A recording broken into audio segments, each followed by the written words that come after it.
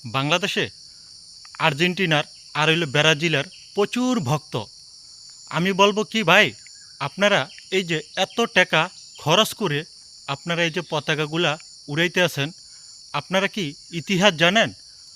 আপনারা দোনোটা দেশগুলি ইহুদি রাষ্ট্র, ওনারা কলি সবসময় আমাদের মুসলমান দেশগুলোকে একটি একটি করে ধ্বংস করে দিতে আছে। তাহলে আপনারা কেন অযথা এই ব্রাজিলের আর আর্জেন্টিনার পতাকাগুলা আপনারা বাংলাদেশও এতটা উড়ান?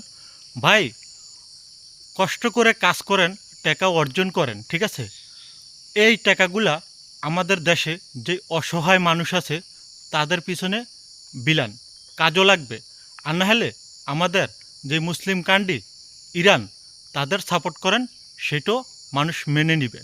আপনারা আপনারা জেনে শুনে কেন একটা ইহুদি রাষ্ট্রর সাপোর্ট করেন?